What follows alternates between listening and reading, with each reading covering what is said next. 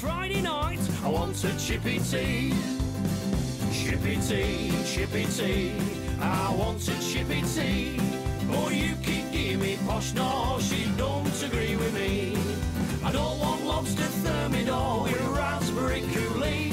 It's Friday night, I'm within me rights, I want a Chippy Tea. Right, here we go then. Let's kick this off with episode 49 of the Chippy Tea podcast with me, Tony P from Palm Print, and Danny D from Flip and Sweet Print Co. Okay, what is the Chippy Tea podcast? It's your chance to catch up and share a video call that happens between me and Danny regularly as we catch up and discuss and chew the fat a little bit about what we've been doing in screen print this week and what we've seen happening in the industry. And it's your chance to basically ride along with us. So without further ado, I shall introduce Mr. Donald. Yeah. That's mine, Danny. I got mine on. Let side down. I feel like I've let side down. Just saw it caught me. I thought, shit, I've got to put that on. I will throw it clean and straight over to you, Danny. What's that been doing this week, lad? I'll tell you what I've been doing. I've been stood at that press for pretty much non-stop. I'm going to stop you there. You've got to describe your week without using the word sweating, tits, or off.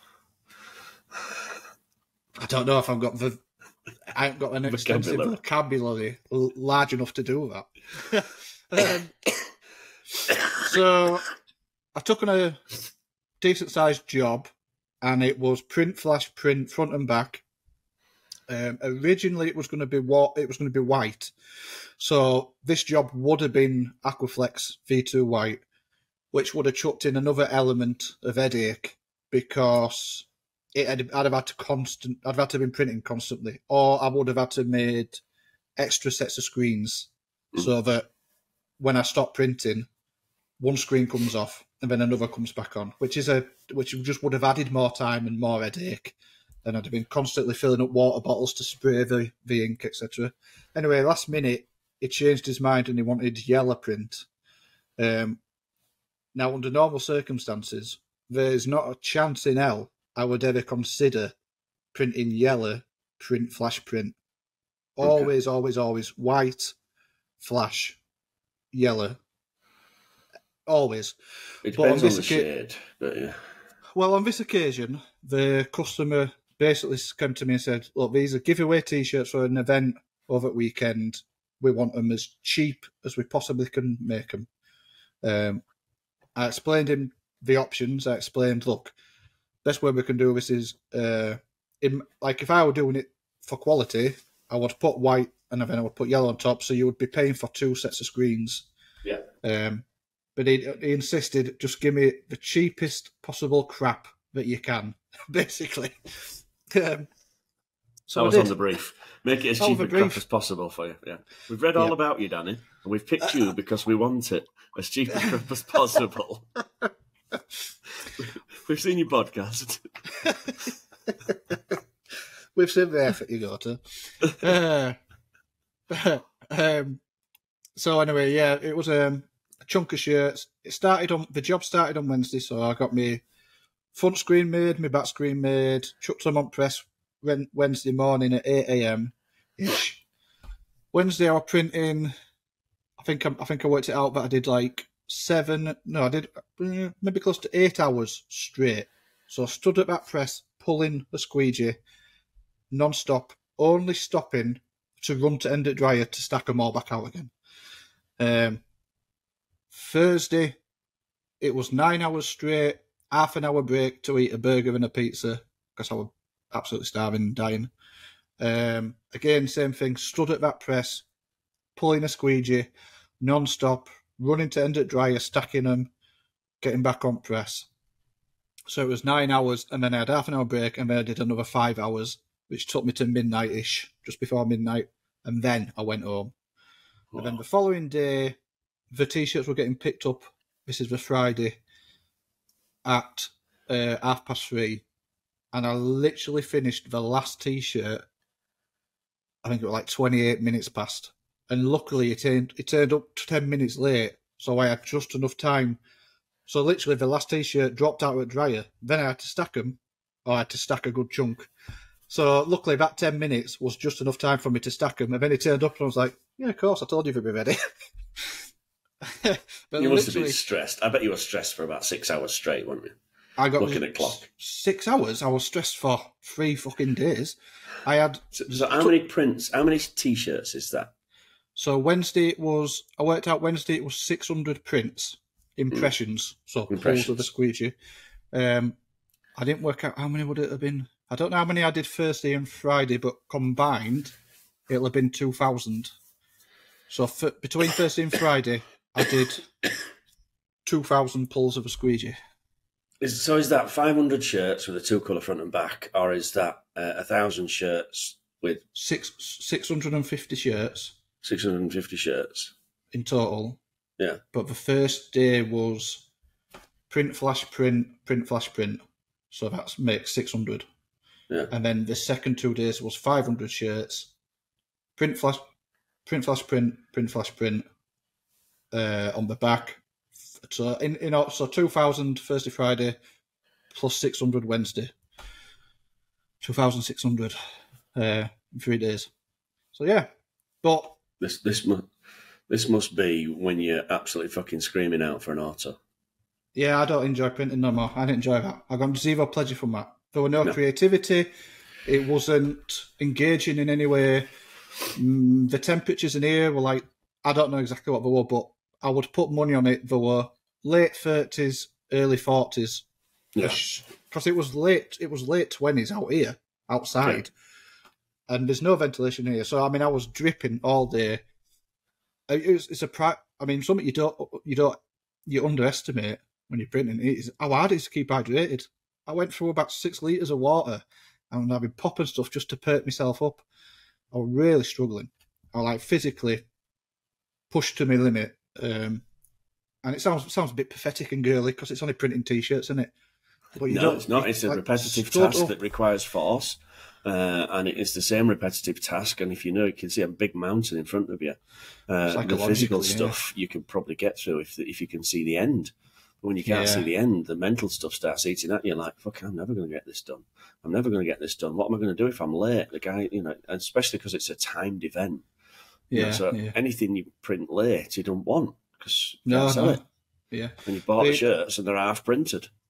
One sort of something that sort of helped me quite a bit was that switch of colour, because instead of printing Aquaflex, I printed Max Opaque Plastisol, which is, I don't like it, I don't advise it, and I'm sure anybody who teaches screen print would advise against printing Max Opaque print flash print. You're always better with a white underbase, it always looks better. But for the sake of a promotion, so you didn't use a white underbase. You did go for print flash print in the same screen, yeah. Yeah, this is what I'm saying. So, so no switch of colour. Yeah, that switch of colour helped a lot. But the other side is I could run to the end at dryer and not have to worry about the ink. Yeah. That I think if it. Did you not think of getting someone in to help you? No. Normally Jade would be there to help me, but she's a couple of weeks ago she left. The job just sort of creeped up with me. Is she done? Is she not coming back to help you at all? Not in the near future. She's done. Hopefully she comes back. I'm hoping she comes back later down the line when kids have grown up a little bit, and I'm hoping she brings kids with them. Because it's nice to have kids around the shop. Yeah. Nice, a bit of work experience for it. Yeah.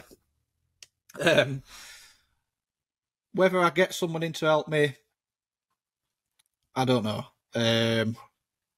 Possibly. My best mate's just closed a coffee shop, so she's just doing odd jobs here and about. Maybe she can come in and do Jade's job. Just so I've got an extra pair of hands every now and again. I think, because that job sounds like it would have been, made a lot easier and quicker if you could have caught on end of dryer.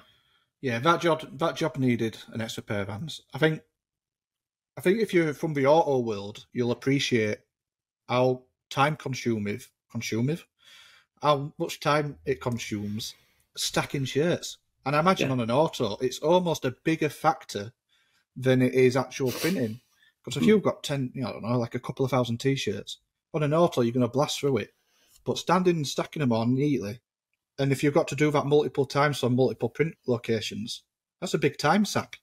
And it takes manpower as well. It's like... This is one of the arguments I have. And when we look at the figures and the numbers of, with the best will in the world, the machine can do 1,000 an hour. Okay, fine. They can all do 1,000 an hour. But the squishy things, the people struggle with that sort of intensity. Yeah.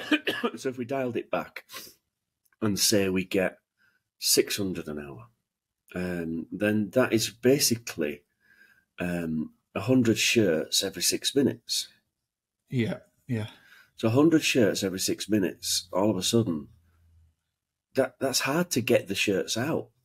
And it's even harder to catch them at the end of the dryer. Yeah. And you've got to catch them. You've got to keep the sizes from being mixed up. You've got to present them in a way that the next round, we're not fighting for the collar or fighting for the bottom.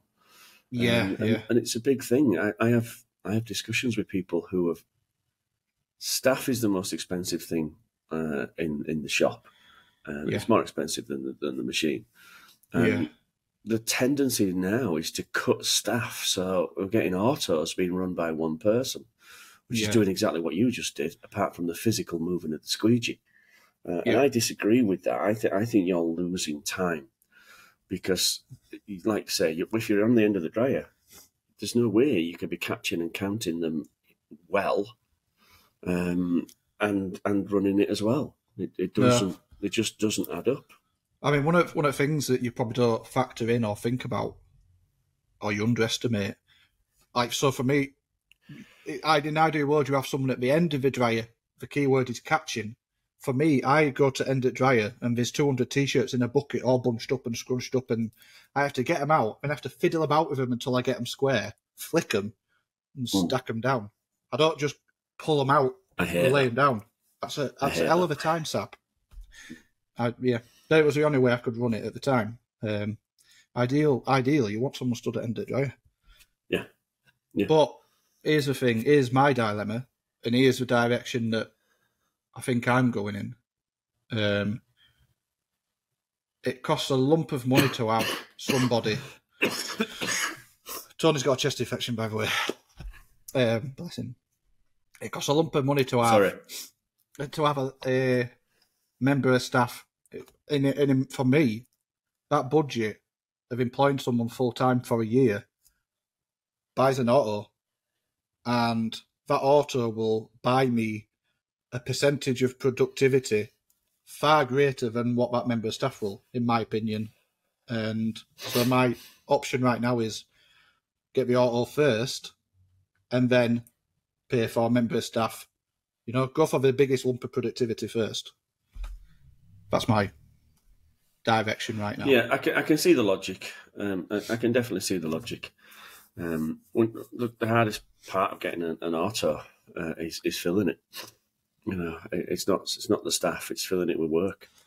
Well, if it was full of work, the staff would be just not even a discussion point. It'd be just of course. We need two people. Well, let's touch on this a bit because I feel like this could be the topic of the episode. Going back to what we said last week and what you've just said now. And interestingly enough, I spoke to Tudor at Flood, and we were talking about this a little bit as well. Just coincidentally, that it's sort of come up. You raise a point that you have to fill it. Do you have to fill it? Yeah.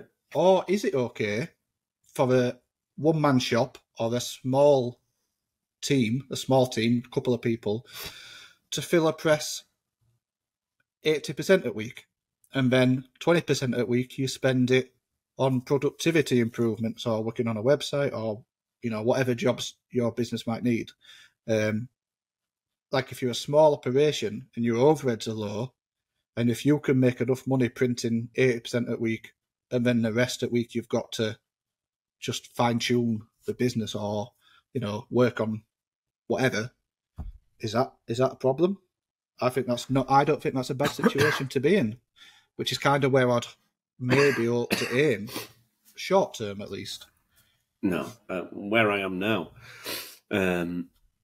That's exactly what's happening. That's the exact plan here. Right. They have an auto, heavy investment in the pre-press with the spider, big dryer, and by his own admission, they run about 2 days out of 5. Wow. So that's much more than 80%. But in those 2 days out of 5, he makes enough money to be extremely profitable. And it's a husband and wife team. That's all there is, just 2 of them. Oh, there's one more that does a little bit of admin and catches if need be. But the majority of the jobs aren't the 500, 600, 700 that need catching and then do the dryer. The majority of the jobs are the 100s or the 30s or the 50s, which don't require 3 people. It's only when the job, the total order number breaks that sort of, let's say, 60 pieces that you need to think about. Hang on, I'm spending 7 minutes printing and 15 minutes sorting the crap out from my 7 minutes of printing. Yeah. When you have to look at that and think, where should I be focusing here? Because don't forget, we don't sell T-shirts, we only sell time. Yeah, you've said that. Whatever time it takes, that's what you sell. Yeah, that's right. Yeah. And I think that's probably a mistake I've made in the past and probably still do to some extent. I charge per print. I don't charge for the time, which is a mistake. I mean, in a way, if I print 100 T-shirts, so if those T-shirts had been white, I actually would have charged the exact same price, but I would have done a fraction of the work. I'd have got it done in half the time because there were no print flash printing. It probably would have been done in 60% quicker because it wouldn't have cut it in half. It'd have cut it down by more because there's no downtime waiting for flashes and etc. So, but I'd have made the same amount of money, which actually in a way is a good thing for me, I suppose. But could I appear more competitive if it were priced on the time? But anyway, that's going off on a tangent. Let's not go. It's a good question. I think we've got to look at it. No,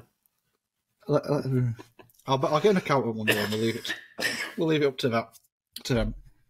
So let's start with where are you first of all, because it looks like you're in Centre Parks, Sherwood Forest. I am. I'm in Centre Parks in Nottingham. I am in Alberta. The province is Alberta. The town is Canmore, and in Canada. So nice. The place I'm working is a little hamlet, and it's got the best name ever. It's called Dead Man's Flats. Dead Man's Flats. I keep wondering why you kept tagging it. I wondered what that was all about. Dead Man's Flats. That's the little town, the little village that I'm working in, little hamlet called Dead Man's Flats. It's got the best name ever. It's got a very cowboy feel. Sounds like a cowboy film. Yeah, it's definitely of that sort of era. Cool. Beautiful place in the world. It's not far off being one of the top most beautiful places in the world I've visited. That says a lot because you've been to a lot of places. So yeah, it's absolutely stunning. The environment is stunning. Really is. Mountains, rivers, forests, proper back to nature shit. Yeah. Lots of waterfalls and streams. Sorry, I sound like a right old man on 50 a day, don't I? I've picked up some sort of chest infection or cough on my many aeroplanes, and I'm struggling to shift it. It's been a week now. Yeah, but it's still running. People. So, right, this is the outrageous thing. Before we started recording, he told me that he did. What do you do? 8 miles yesterday, and you got yesterday 16 and 16 today. 16 today. Yeah, I've got 24 miles to do this weekend, and then next weekend I'm doing it all in one day. Oh, is that the big one? No, that's not a big one. Is it's only 24 miles next week. Flip it, heck. So the ultimate one, the big one, is double what you're doing next weekend. Double that, yeah. So that's August. You got this, Tony. Oh, absolutely. I can do it. Whether I can do it fast enough, that's the only thing. I'm a bit of an old man now, but I'll definitely fast enough? Does it matter? Why is there a cut-off point? Oh, there's 10 cut-off points. You have to hit the cut-off point. You have to hit at least one of them. And if you don't make the 10th, that's it. You have to eat them all. If you don't eat one of them, it closes. That's it. It's done. It's like, imagine a gate that's closing and getting locked. Oh, We've got an hour and 10 minutes to cover 6 miles, and if you don't do I it, didn't know that. oh yeah, it's added pressure. Christ on a bike. So the print shop we're talking about, it sounds like a very good situation to me. It sounds fantastic. But you're there. I'm assuming at the minute you and the team are deliberating on, do they need to bring in more work to run the press 5 days a week, or because I can't imagine you're there to improve productivity. They're printing 2 days a week. I don't feel like they need that. So we'll go a little bit of background information. Company's Thread Station up here, and the guy bought the press and signed the deal, made the decision. He was selling a little bit of print work, but the quality wasn't fantastic, so I wanted a bit more control over the quality. So looked around, saw the press, bought the press, got everything done, signed the whole deal. 2 days later, COVID hit, closed the country. Right.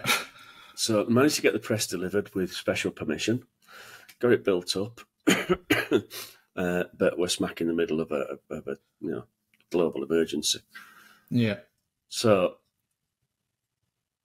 because he got no training, I've been involved in training over Zoom and over video calls. Yeah. So all of his training's been really done on the machine. By video remotely through me. So we've done a quite good job to get him to where he is, considering we're not allowed to travel. And he was doing a little bit of work. He'd been into another print shop and said he would work for free if they taught him how to print, but didn't like what he saw because the quality was a bit low. Yeah, bad habits, quality low. So is that the extent of his experience before he bought? Oh, that's Balls. Impressive and bold. Like I love that. I love that. But ballsy. It is, isn't it? You can't knock it. So the whole deal was that's 3 years ago. So he's been doing this for 3 years and been doing well. Very quality driven. Got his own brand as well and prints for local brands. Doing well, but wants to grow. So now is the point where they want to start employing people. It's just him and his wife and another girl. But they want to grow. They want to have... They're convinced that they've got the work to keep that press running 5 days a week. Right. But they're only doing 2. Well, they're only doing 2 because it'll just destroy them. They won't have time to do all the emails and all the accounts. So they're turning work away, is that what you're saying? Just about. They're actively not pushing for it. So to go next level, they know they need a team of 2 or 3 people on production. They can't do everything. They're owners. They can't keep doing everything. So before they train the new staff, they need to know that they're doing things correctly. So part of my job is to come in and train them to the set procedures to make sure that they know they're doing everything correctly and why they're doing everything, so that they can pass those skills on and train the next sort of influx of staff, so that that next influx of staff is doing things correctly and not falling into the trap that we all fall into. This is how we've always done it. Skill direction. We do it like this because this is how we've always done it. Yeah. So that's the plan. To the point where they've almost cleared the decks for 2 weeks, so we can just go through one job at a time, all the way through from artwork, all the way through ink selection, all the way through press selection, all the way through catching, counting what shirts. Interesting, they only use one brand of shirt. I like that in a way. So I'm assuming it's a quality control decision. They say, look, we like these shirts. The shirts are difficult to get hold of because there's no distributor in Canada. So they're making the life difficult. They're not cheap. But in their eyes, they are selling a top quality product, so they want the best shirt they can find. What do you think the best shirt they could find would be? It's a brand we know. In Canada? Stanley? Can you get It's a Stanley in brand we Canada? know in England as well. Uh, So you can't Ace get colour? Stanley in Canada. No, they've never heard of it.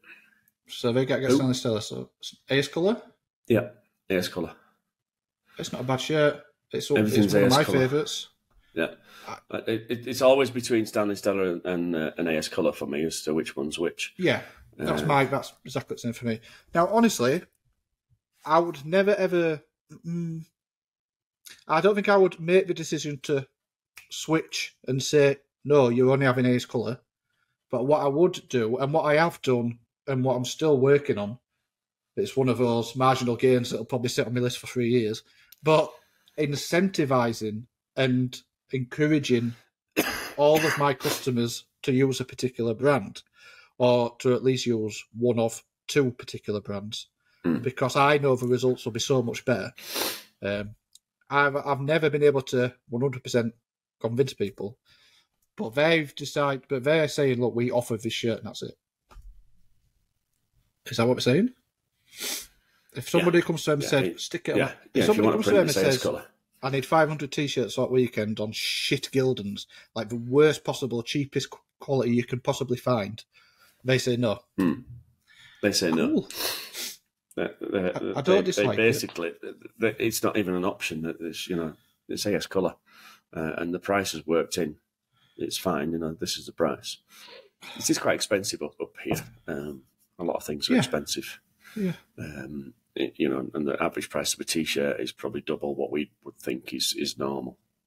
Yeah. But I think that's just the place where we are. That to me, that's again, that's another bold move. It's quite gutsy. The work must be there and must be obtainable, or they've just got a really good formula for getting work to be able to be that strict. Because I think if I were that strict, I'd lose business. I probably wouldn't be making as much. I wouldn't get by, possibly. Yeah, I know what you mean. It's a tough choice, but I think the guy here, he understands the industry. He understands his market and who he's selling to. He could sell this product without producing it. Is it a niche? Yeah, there's a little bit of touristy stuff, but there's a little bit of local business as well, and there's a little bit of clothing brand. So it's all three, really, and making that work. Yeah. Sound like I'm on 60 a day. This is not a good idea. You should get some antibiotics. Yeah, they're a bit difficult to get, aren't you? A bit difficult to get here nowadays. Not like you know, do we? You can't sort of... I know this is a bit of a tangent. Sorry, this is a bit of a tangent. But if you fall... You're abroad in Canada now. If you get a bit of a chest infection, you can't just walk into a doctor's and say, "Oh, can I have some antibiotics?" I've pondered this because I don't know. The answer is I don't know. I know you can go to A&E, but you've got insurance, obviously, but Canada's got a free health system, right? Like ours. So, but me not being a Canadian resident, I don't know how it would work. No idea. I'm going to Google it. I'd have to Google it, yeah. You might have to. Right, that was a tangent. So, they only print on one set of shirts, and they're trying to get more work in. Oh, actually, no, they're not trying to get more work in, because it sounds like they know what that switch is. Yeah, they know how to turn that switch on. They want to make sure that they've nailed all their systems before they turn on the tap. Are they cleaning the screens correctly? Are they drying things correctly? Have they got the right ink type? They'd love to go water-based because they're that kind of retail-y feel. That adds another layer to what they're doing. Makes it much more difficult. Just turns that quality up a notch. Yeah, they don't like using chemicals. Chemicals to clean with are horrible, and they smell, and they're not good for the environment. So we've got to look at that sort of angle as well, and make sure we're trying to cover all bases. It's an interesting task, this one. Really interesting task. I actually really admire we've got 2 weeks. Let's just go step by step and meticulously break down each step and how can we streamline and be totally efficient in each step of that particular task, and just tick those boxes, and then we can pass that down and make almost like you spoke about Bryce, who's got, he's got a standard, and because he's got that standard, he runs the shop the way he wants to run it, and it filters its way down. At that They're standard, yeah. almost trying to achieve the same thing. They're trying to set a standard, and then going forward, people will naturally have to follow along with it. I like it. It's good. Yeah. They have those standards already. The floor is absolutely spotless. The machine is always clean. Everything's cleaned almost without chemicals as well. So, vinegar water and scrubbing, everything's just cleaned and kept spotless. Yeah. But I think that's sometimes easier when there's only a couple of you, husband and wife, or whether it's just you. It's when you get a random noddy from Crackhead Alley to help you out, and he spreads plastics all over the floor. And you're like, you've done that because you don't care. Yeah. Whereas, if it's you and your partner, usually you know that you care. Yeah. I mean, it's a real problem employing people. I mean, I've experienced it to a lesser extent. I've had a number of staff members over years, people to help me out. So I've only really, experienced the difficulty of employing reliable people and motivating your staff and going through the process of picking who's going to be the best for you. But it's a real thing. And when you're a shop with an auto or multiple autos, if you're talking about having 2 or 3 people on a press at any one time, it isn't an easy task to just pluck 2 people out of Crackhead Alley and chuck them on a press. You don't want to do that. You want to. So, I mean, you've done this. You want the best people for the least money. Yeah, you do. So you have to get up front to a few Europeans. Get them off here. What we should do is just let you immigrate and you'll go work for them. Yeah, it's a cheap European. So, when you, over the years, when you've run print shops, what was your process for employment? Or did you never really have an hands-on to that? I'm terribly old school. It's counting fingers and toes, making sure that they've got 2 arms, 2 legs, and all the fingers, and getting a proper basically, vibe. if you're from Lancashire, nah, mate. That's Castleford, yeah. Fuck off. Only 2 of my fingers are webbed. No, I used to do the interviews, and it was a very within the first sort of 10 seconds I'd made my mind up, which is horrible to do, and you're not supposed to do it, but we're going back to days where there was no HR department. So I would look at someone and go, right, okay, you can stand up, you dress yourself, okay. You don't come across as a dick. Yeah, within the first 10 seconds. Yeah, I'll be honest. So obviously my sister don't count, but when I employed Jasmine, that was the approach I took. I actually had 2 people to be interviewed. Jasmine came in, and I just went on a gut instinct, and it was more, will she fit in the environment? When me and Jade are working, will she come in and will we go quiet and will it be awkward and stuff like that? And it was the opposite. She was a bit of a nut job as much as me and our Jade, and she got, joined in. And actually, that was I just went with my gut instinct on that one, and it was a good pick. For the time that I had, she were real helpful and, did the job pretty spot on. But that was just a gut instinct, and it was more, would I get along with her? When you're in a higher job with more people, in a more corporate industry, is it different? Yeah, it's different. So then you start to look at history, you start to look at abilities, and you start to look at longevity and reliability. Is that Crackhead Alley? Yeah, it's all kicking off. Somebody they've been nicking something out of Iceland. So you start to do a much more proper job as to, okay, this person has had 75 jobs in the last 3 days, then there's obviously an issue here. And you're just looking for normal things like that. But yeah, me personally, it's a gut. If you're going to work with me or in close proximity with me for a long period of time, you better have washed under your pits, basically. Yeah, I know what you're saying. It doesn't really matter in here. You're going to stink either way, but end it there.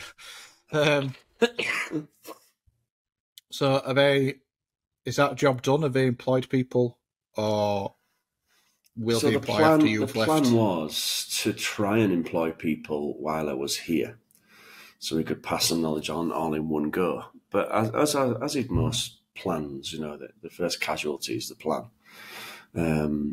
It's difficult up here to employ people. The rate is exceptionally high. Everybody wants to work in service industry or tourist industry. Nobody wants to get plastisol behind the fingernails. It's a very difficult task to achieve, is to employ people in a place where you're fishing in a limited pool, basically. And what it most commonly adds is more money. Their coffee shop here is called Tim Hortons. Oh yeah. It's like a chain, and that's the sort of like the McDonald's base rate, if you like. That's if they're getting $20 an hour to work there with zero responsibility, zero commitment, just turn up, do your task, and go home. Then you want something a little bit more than that. Then you're going to have to up the wage from $20 an hour. You're going to have to go to the $25 an hour range. Yeah. Just to be able to get someone that's going to at least commit and not just wander off to Tim Hortons to sell coffee. So is it would you say employ people's quite a bit more difficult over there because wages are quite good? People get paid. I think since COVID, really, employment's been really difficult. Trying to get people to commit and work and go back into that routine. Have you ever seen the Fast Show? That farmer? That's what I've got in my head. That's the image. Okay. That's what this episode is.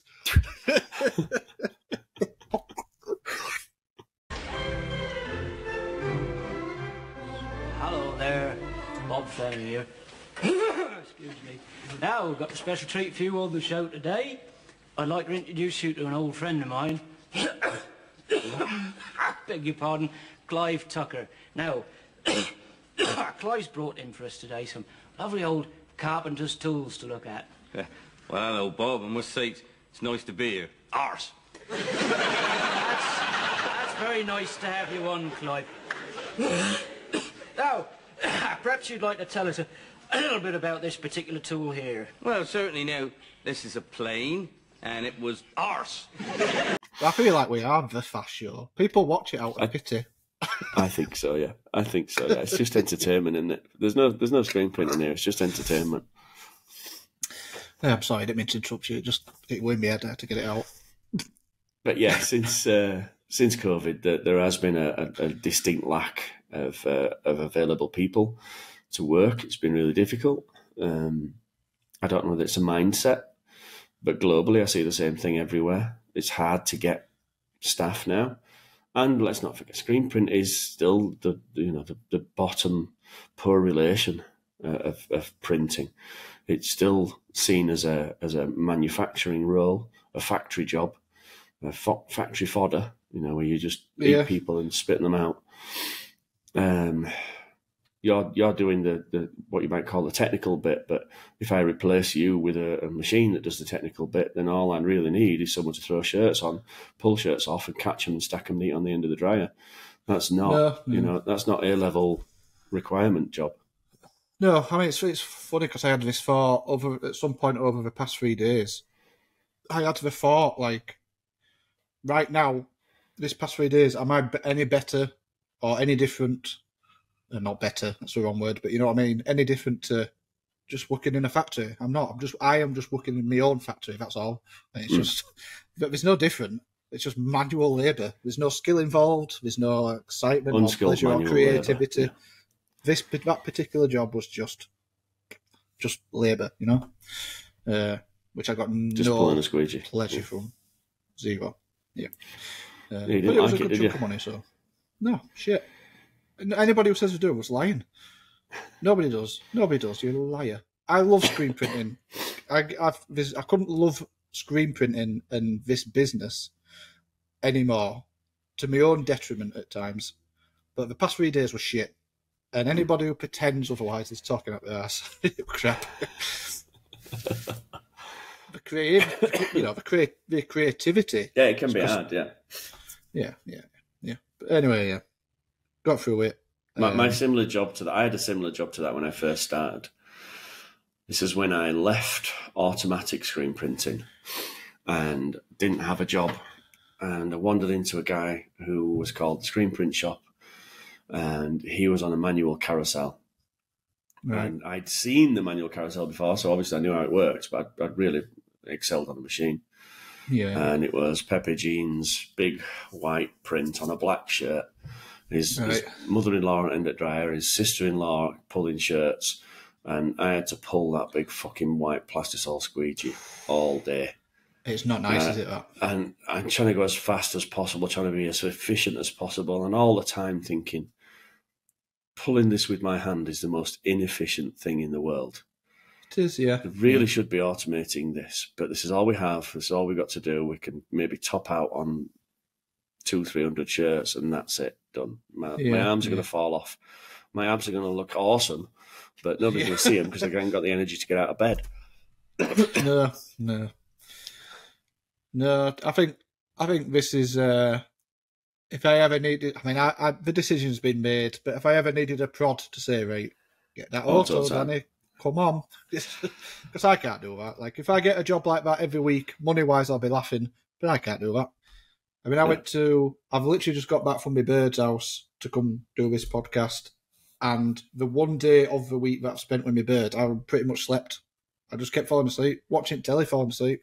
Went to bingo, half nodding off. Just a total waste of a day. Because the prior 3 days, I've just exhausted myself. So, it's not worth it.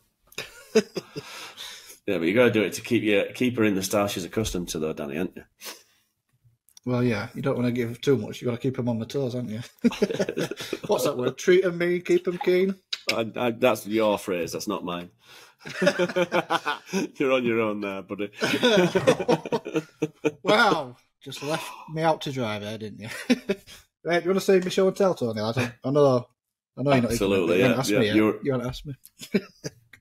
Now it's not a t-shirt this time, but what I am about to do is revolutionise the industry. Have you got a show and tell, Danny? Yeah, I'm glad you asked. Send me a show and tell. What I shall do is show you the problem, and I shall then present to you the fix. So this is a shit example because it's a fresh pot, but the typical lid you get with your ink. Now this is a brand new pot, but it only takes a couple of uses before the inside edges gets ink all over it, and then it starts to spread around the outside of the pot. And every time you come to remove the lid, you put your fingers in a shitload of... Look, I've got plastisol on me now. Do my head in. I hate it. Not efficient. You spend more time using baby wipes to wipe your hands. So I've come up with a solution to this problem I'm doing a flood. I've introduced baby wipes over here, but go on. No, this isn't the one. I'm doing a flood. What's the word? Lean. I'm doing a bit of lean. All right, yeah. Floodware. Clear acrylic, 250ml, with a kitchen handle. That literally just sits on top of the pot. Now, I'm going to have a row of each of my colour. We've talked about this in the past. It's bigger than the pot. It's slightly bigger than pot. So I'm going to have all my mixing system lined up. Every single pot. Now, I'm going to have I've already talked about this in the past, but how can I demonstrate? So instead of them all being sat like this, they'll be sat like that. Yeah. Like that. So I just get my knife, scoop out what I need, put it back. They'll all be in a line. Never have to pick up a pot of anything. Don't have to worry about prizing ink lids off because that'll sit on it. What they get? And every time, beep, beep, beep, beep. No, because so that lip, the lip doesn't come over the ink, so you don't have to worry about. You might get a ring of ink, but they're done. Whereas those lids, You have to get right in. You have to spray them. You can't keep pots clean with them lids. It's a no hope. I want to see this in action. I think you should patent it. Let me just remove this knife.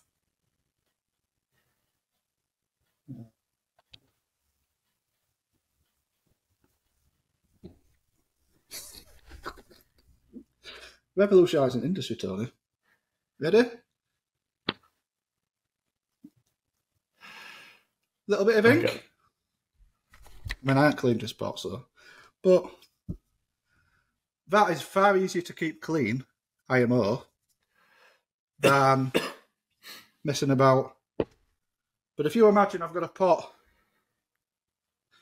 all my pots lined up at an angle, lids on, I'm saving a shit ton of time, really.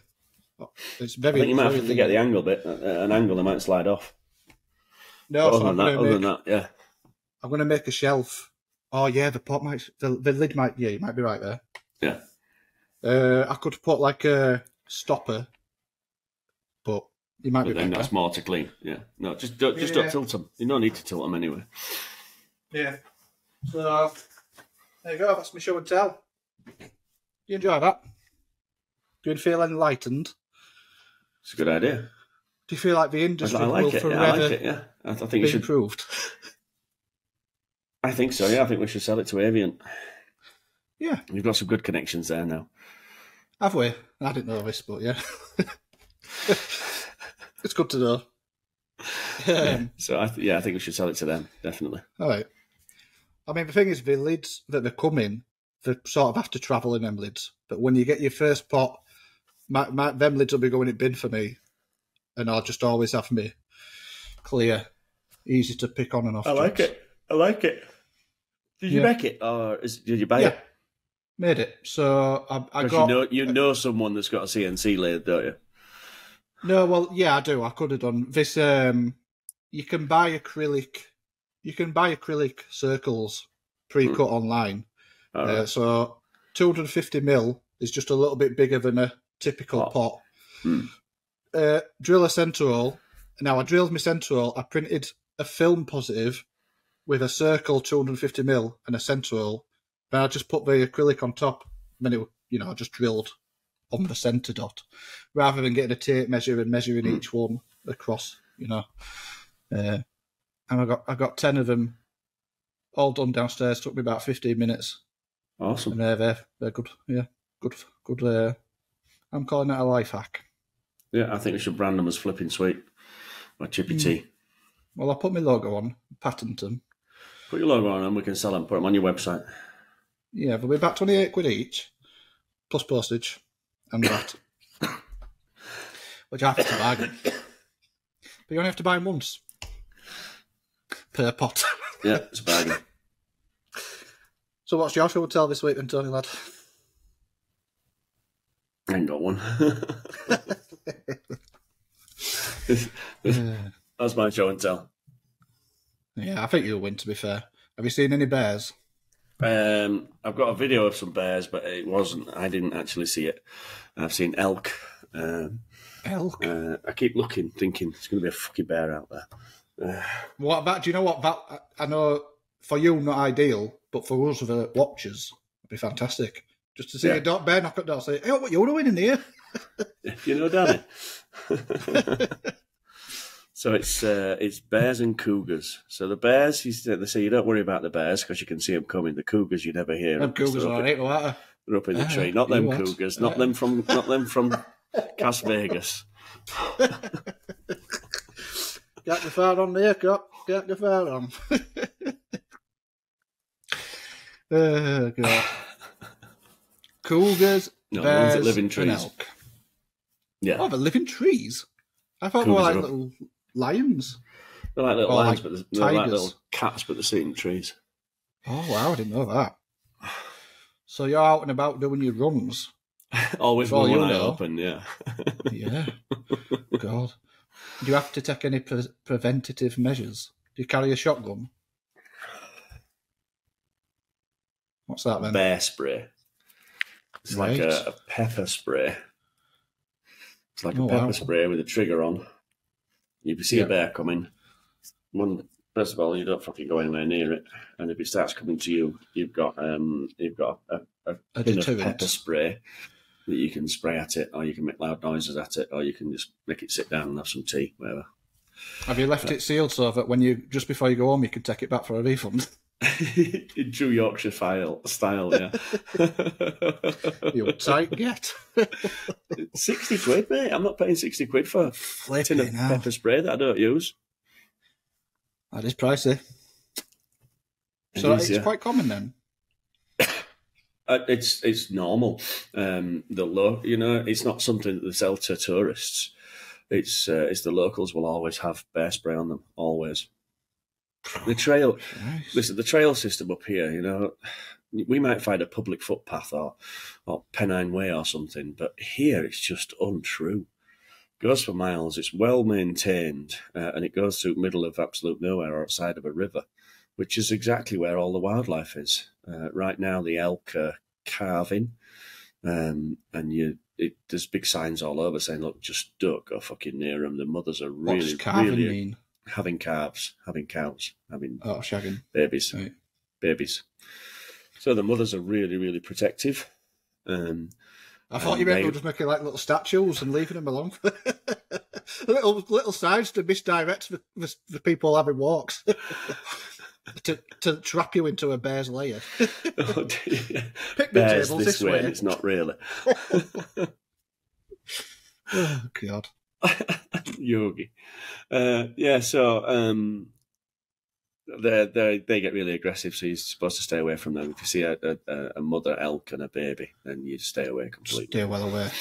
Yeah, but I've only seen them from on the side of the river, and they are fucking huge. The moose and the elk, and they're just massive things.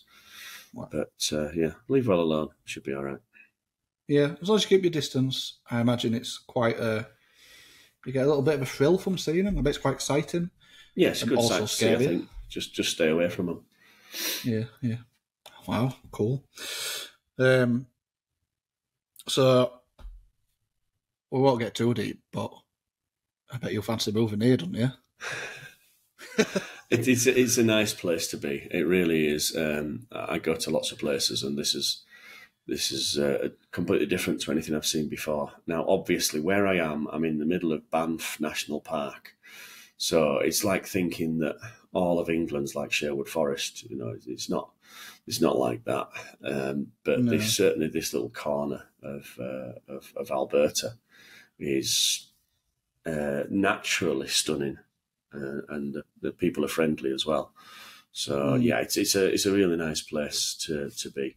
I mean, I don't know whether you ever think about going and living anywhere else, Danny, whether you're born and bred in Britain, that's you going to die there. But occasionally I think, there'd be nice places to go, nice places to live. And I speak to people who historically are not where they came from. They'll move to America and set up a business, or they'll move states and set up a business, or they'll move countries. I speak to people in Egypt who started life in England. And you're like, what makes you take that what jump triggered that to go and live in a different country?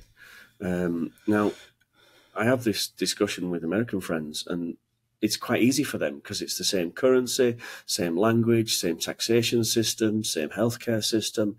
Everything's the same, but they can be either somewhere where the beach is, or somewhere where the snow is, or somewhere where the mountains are, and still be in that same thing. For us, there's like 70 million of us squished into the size of Minnesota, and it'd be really difficult for us to go move and live somewhere else. I think it would be anyway. I've struggled with this thought about moving away, and I feel like there's a trigger, and it depends on this going tits up. I think if this went tits up and I had to come to the conclusion I can't make it work, I can't build the business that I'm striving to build because of the environment. Because just for whatever circumstance. Because I feel like I'm pissing it wind a bit, honestly. But the determination in me is I can overcome that. I feel, I feel like I can overcome. Despite the odds, I can build a good business that buys me a living. But I have had the thought, if that was not the case, I feel like I would have to do something drastic. I would have to have a drastic change of life. I would have to go somewhere, another country, do something different. I don't know, whatever. So that would be one trigger. But even on a local level, I could have took the decision years ago to move to Hull, which is like 40 minutes up road, but it's a city. This business will grow almost overnight from moving from here, seaside town, to a city. And even as simple as Google demographics, if you picture me on the coast in this obscure little seaside town, first of all, the circumference of my Google reach completely cut in half because nobody living in the sea. Nobody lives at sea, so half of my demographics disappeared by default anyway. Brid's a little seaside town, kind of out of the way. You know, you have to travel an hour to get to Hull, or an hour up to get to Whitby, but then even further up, you know. So I'm a good hour away from any type of civilization, really, apart from little towns. And if you look at the print shops in a lot of cases in this country, a lot of them are exceptions. Funnily enough, the exceptions are all from Wales. If you think of a lot of Welsh print shops, they seem to do really from well. Wales, that's all. Yeah, that's true. I only know Welsh people somehow. Oh dear. The Irish contingency, I've offended, so. But yeah, I could do that, but I can't move away from We can't sea. go to Ireland. You know we can't go to Ireland, don't you? We've been banned. So when I make that drastic decision, Ireland is off that list. We can't go to Ireland, no. Not after the anti-Moira comments. We've upset them. Did he get in touch? Supposed to get in touch for work. That's gone out the window as well. That invoice has not been paid for us, hasn't it? I don't know. Yeah, just moving away from So sea. some of the reason I were asking, I can't do that. I've had a guy. It's actually a friend we both know, a mutual friend, who's asked if I could support his move to another country with recommendation letters and things.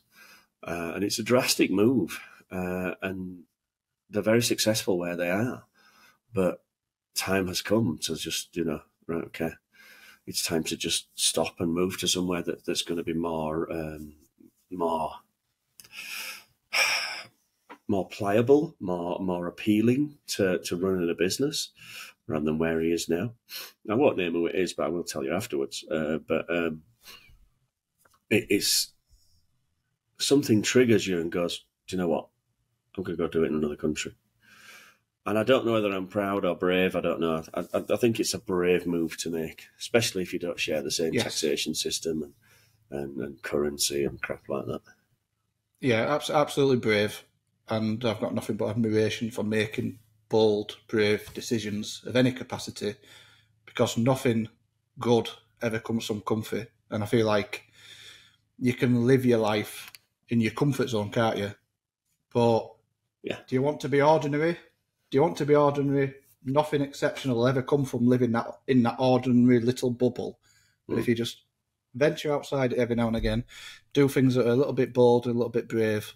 Take a gamble, take a risk, you might just grab an opportunity, and you might not even realise you're doing it at the time, but definitely something I have to prod and force. It's not natural for me to do, but I think the logic's then there. I know it.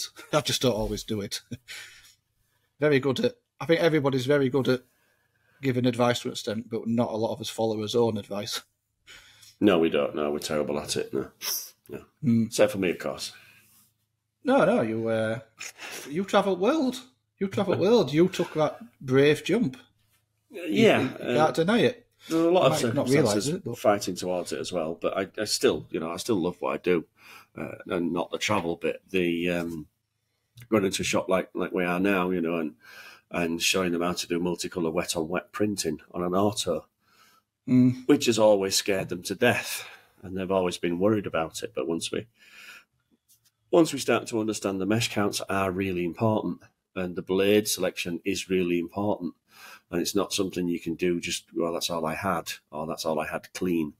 Once we get through the logic and the theory behind the decisions that we're making, to me, that's worth the displacement of not being able to get a good fish and chips. No, but it's like you downplay it a little bit. But I think living out of hotel rooms for months at a time, I'd struggle with that. I don't think I could. I don't know if I could make that move. I think I'd struggle with that It's quite horrible. a bit. It's horrible. Yeah. It's faceless. It's personalityless. It's horrible. Right now, I'm in a condo. I had to Google what condo was. That's the English in me. All the Americans know what a condo is. A condominium. A type of evil. It's nothing to do with a condom. You can see that little giggle in your eyes going, oh, it said condom. Make a condom joke, quick. It's basically, think of it like a holiday home, somebody's holiday home. So I'm staying in somebody's holiday home, and I've got a full kitchen, full everything. No TV, but I think that's just the kind of people that are here. But look outside. The fact that I can cook while I'm here is just awesome. Yeah. Hotel rooms, you've got to eat whatever's on the menu, and it's usually crap. But here, you can, I can go get some steak and some eggs and make my own food, especially while I'm training and I need to watch what I'm eating. Then I'm going to say have a barbecue, but you don't want to chat no bears, do you? I did think about it. There's a barbecue out there, and I'm like, I don't want to put food out here. I don't want to put food out here, just in case. Keep looking through them woods, thinking I can see something moving. There'll be some sort of people will do it, but there'll be some sort of guideline where you must not leave any food outside for a certain amount of time or whatever. I'm sure there'll be something like that. Yeah, well, you'd have to look at the skips, and we'd have a skip outside, won't we, with just a normal lid on. The skips here look like the protecting Fort Knox. The proper animal proof. There's no way an animal could ever get in there. I don't think I could get in. I'm an animal. And so, and plus there's a level of responsibility here that's really strange. Everybody wants to recycle. Everybody wants to look after the nature that's so stunningly wonderful here. That can you blame there's a collective responsibility to look after it, which is great. Yeah. No, and do you know where else I see this sort of collective responsibility and this dialing into the environment? The only place I've seen it really to such extent is Cornwall. Right. Cornwall in England, because it's such a beautiful coast, everybody's concerned about the litter and the water content and the value of the erosion of the coast. And everybody's collectively involved in it, and it's very similar here. They know that they're living in a beautiful part of the world, so let's look after it. Yeah, I guess so. Interesting. So it's good. You can't blame them, can you? No. So you're still at this shop for what, another week? So I'm doing another week. So we've done. They can print, okay, and they have been printing for 2 years, but life's hard. There's only two of them. It gets really difficult. They're producing really good quality work, but sometimes it's expensive and slow. So what I've been going through. And I bought they bought a flip chart from Post-it. So imagine a Post-it note, but supersized. Right. So I've got these 2 foot by 3 foot bleeding Post-it notes stuck all over the factory on mesh selection, on ink selection, on blade selection, on temperatures that we're curing at, on the advantages of water-based. And, we've covered almost all the production, and we're going to now start looking at artwork and how to prepare artwork. And they use our mate John. He does. Bloody hell, he gets everywhere, doesn't he? He gets everywhere. I said that to him. You get fucking everywhere, you. So they send their stuff to John, and he does a fantastic job. Just sends the sets back next day, all sorted, all done. And because it's John, he understands where to put base, where not to put base, and what choke and what trap to put on, and everything's working really well. So we'll sit down and work out some, how we prepare the artwork, what we're going to do. Everybody wants loads of colours. Let's work out a way to get rid of some of the colours using tones and start to really fine-tune what they're already capable of, but take it to the next level so that they are capable of passing on those skills to other people that they employ. That's the basic outline plan. Right, so that'll be a fun week. Yeah, it's already been really intense. He asked me a question and it stumped me, and I couldn't work out whether to be offended or impressed. Because all week, and this is Friday, so all week we've been going through stuff. He's asked me questions, and I've given him in-depth answers on ink rheology, on artwork, on the basis of screens, on tension, everything. And he just having a sandwich, and he just went, "Do you ever say I don't know?" You're just a bleeding know-it-all. He didn't say it in a nasty way whatsoever, and I'm like, there must be some stuff I don't know. Yeah, of course, there's lots of stuff I don't know. He said, well, think back. Every time we've asked you a question, you've had the actual answer for it. Yeah, because it's screen printing. I know screen printing. I've grown up in it. You've lived it that long. So I'm like, does that mean I'm a know-it-all? No, it doesn't, no. Do you know there has been some articles out this week, haven't there, about the gurus and people who... Oh, they've got monk on, got fucking chip on shoulder, haven't they? Somebody's got monk on, haven't they? About, gurus and gurus this and people being experts after printing for 3.5 minutes, and I sort of like tried to stay out of it a little bit. I've watched it, I sat down with my popcorn and sort of like watched it go off thinking this is going to be good. Well, I got a message, there's some and fragile egos out there, aren't there? I got a message, and I think the message was fishing to see if it was all to do with me and you. I think that's kind of what they were. And it wasn't. It absolutely was not. This is an American-Canadian sort of place, isn't it? Yeah, I don't think I'd be faceless about it. Like I want to anonymously say, if I ever decided to be a bitch, I'd just like put my name at the bottom of it. But yeah, we'd name and shame. We'd name and shame, wouldn't we? Yeah. Seems to have done. Yeah. It's rightly so. Yeah, it's too many gurus. It's too many internet people that think that they know exactly what they're doing, and they've had no training. They've never been used more than one style of equipment and one style of ink in one style of printing. They've never seen anything else. No, it doesn't bug me too much, but when the voices get louder, that's when I get annoyed. Whenever they just quietly whisper in the background, I'm all right. But when the voices get louder, it starts to piss me off a bit. Yeah, I don't know. Like, there are certain things that get me back up. Everybody's entitled to do whatever they ever want, but I feel like there are times where you see things and you're like, that's completely wrong, bad advice, and you're taking it. It's for taking advantage that I don't like, and being slippery about the way that some people do things. And people don't know. People who don't know better fall for it. I feel like it's a little bit. But it's a world we live in, isn't it? We've got experts in absolutely everything on planet because we've got a fucking TikTok account. They become, by default, last week, I was the world's best expert in submersible vehicles. This week, I'm the expert in Russian politics. So, I move around a lot, mate. Well, that's the best way of being it. Become very adaptable, everything. Depends what's in papers. Anyway, I feel like if we go down that road, we're not going to go down that road, damn it. We're definitely not going to go down that road. That could open up a can of worms. If she condescends me on a fucking episode about tax books again, I will go in. But until that day, I would decline that invite. Anyway, I've noticed they're doing repeat episodes, and if I think we're safe, I get an invitation, don't you worry. I think we're safe. I feel like we burnt that bridge. I think that bridge is still burning. Yeah. Anyway, we're not bitches, so no, not all. No, but we know what we're talking about as well, though, because we actually still print for a living.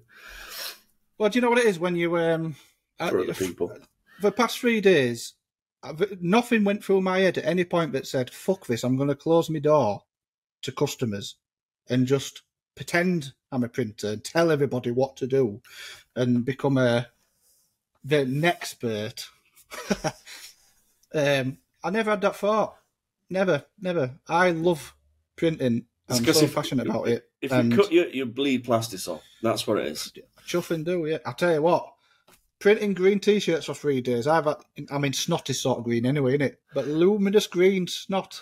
Now that's when you know you're a printer. You've had a session. You've had a bit of a marathon when you're pulling out luminous green bogies or the colour of the shirts you're printing. The sign of a true printer, yeah. What glue were you using? You weren't using spray, were you? Oh, very, very little glue whatsoever. So just water-based palette adhesive. But it was that hot. The palettes were staying that hot. And it was only print flash print, not like 6 colours or anything. Mm. I'm probably only topping up every 100 shirts. Oh, that's if good. That. I mean, I don't know why. I did have a change of glue though, so maybe the glue. That's a good question. It's an easy, simple question. What, you know, when you get your PVA water-based palette adhesive, what percentage do you water it down, or do you not water it down? Depends what you buy. You can buy low tack and high tack. So if you buy low tack, there's no point watering that down. It's already been sort of weakened. If you buy high tack, then you can always water it back down. I don't water down, even though I'm from Yorkshire and I don't like spending money, and I'm looking for all ways to make things go longer. I think it's the amount you put on and how thin a layer you put on, and what you're printing onto. If you're printing onto sweatshirts and you're thinning it down, you're wasting your fucking time. Pointless. Yeah. The polyester garments that stretch, they don't need as much power, so they can come down a little bit. But 9 times out of 10, I won't water it down. I got told by our friends at Magda. I got a date just trying to work out them symbols. I couldn't do it. I don't know.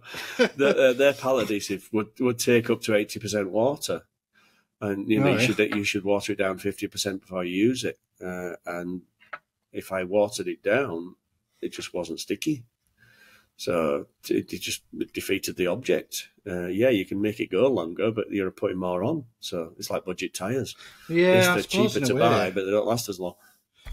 I mean, if you water it down 50%, but then you use twice as much, you're not really achieved, are you? No. I think sometimes you need to water it down a bit to just take away the harshness of the initial. You know, you don't want it to like all of a sudden be super glued to palette and then you have to rip off. Because that's the only thing. Yeah, that's the only reason I can see why you would do it.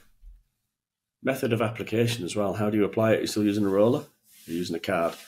I'm using a card right now.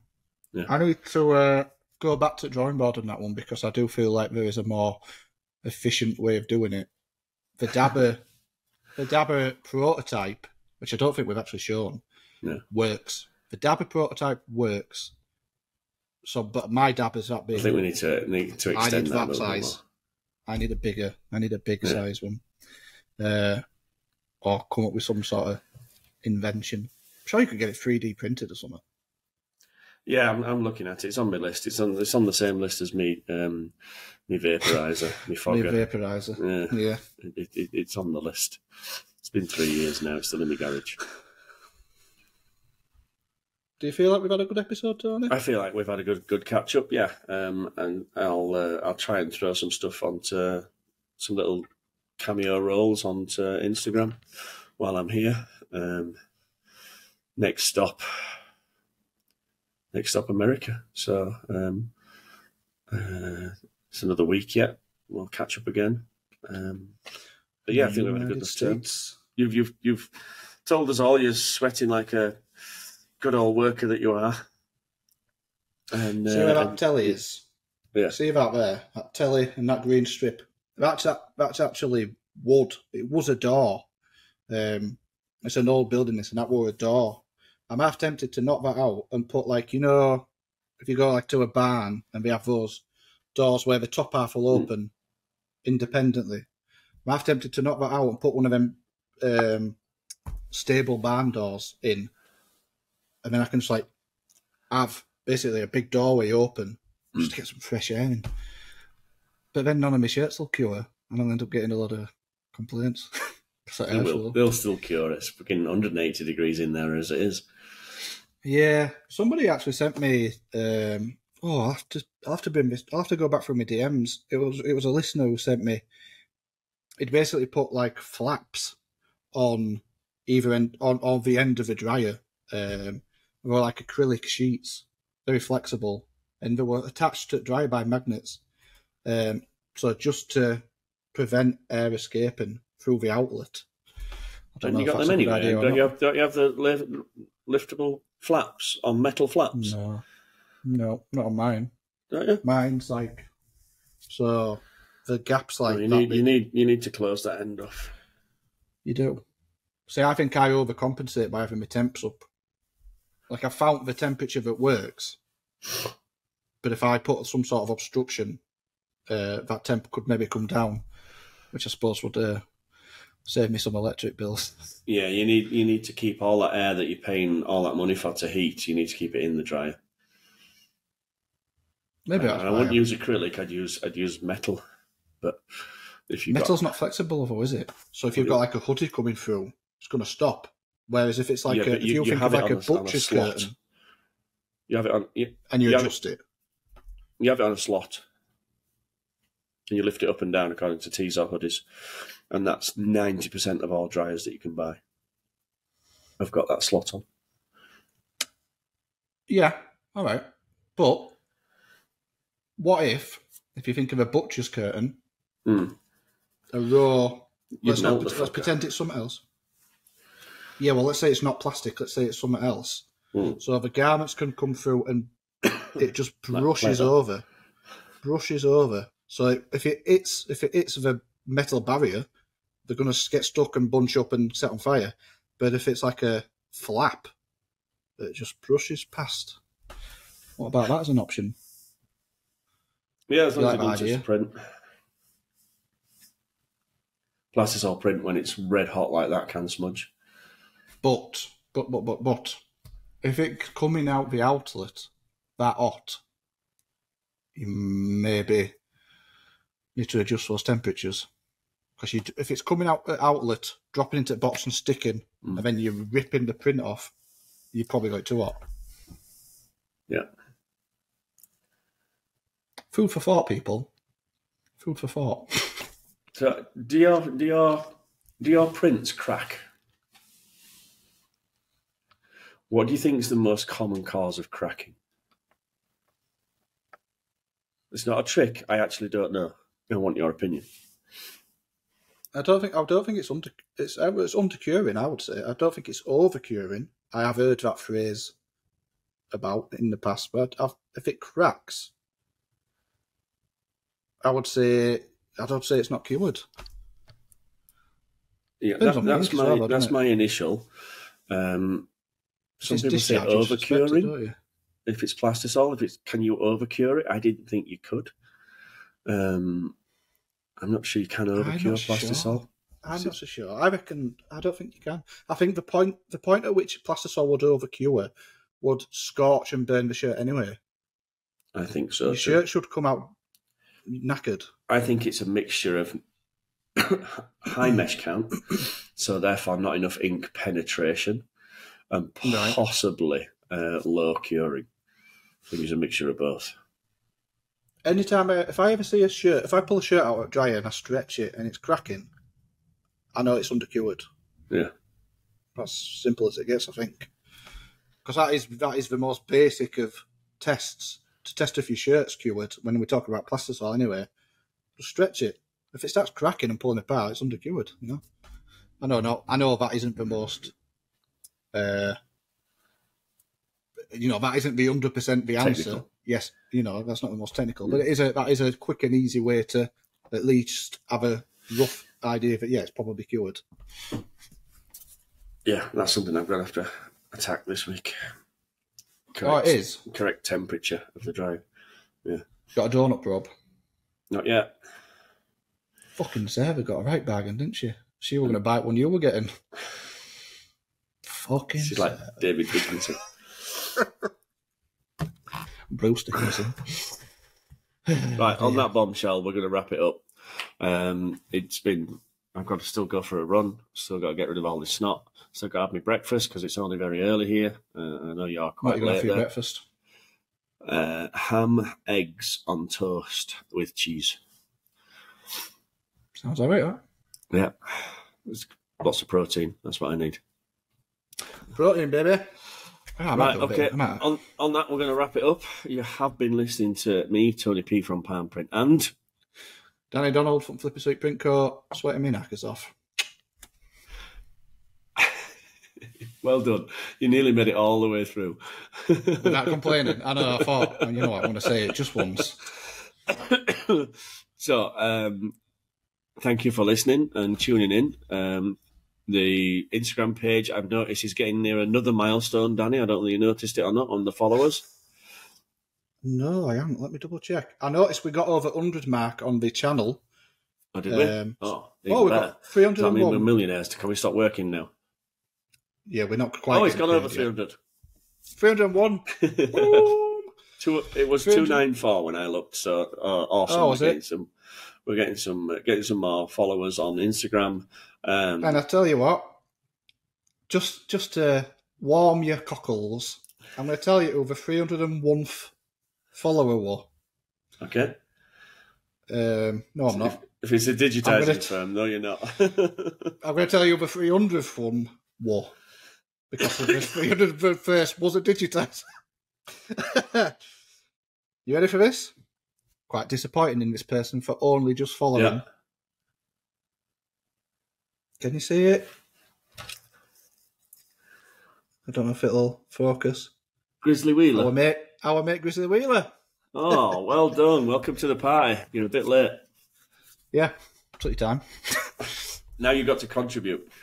We want some comments. We want some interaction. Grizzly, actually, he told me when we were first started, he'd actually listened to some episodes, so I feel like he has been listening. It's only just jumped on the Instagram party. So I've had about. All right, okay. We'll let him off then, maybe. Right, so with that bombshell, with that grizzly bombshell, grizzly bear bombshell, see the link? See how tenuous that was? I did it on purpose. We shall love you and leave you, and we'll catch up next time. All right, I'll see you. See you later. All the best. Goodbye.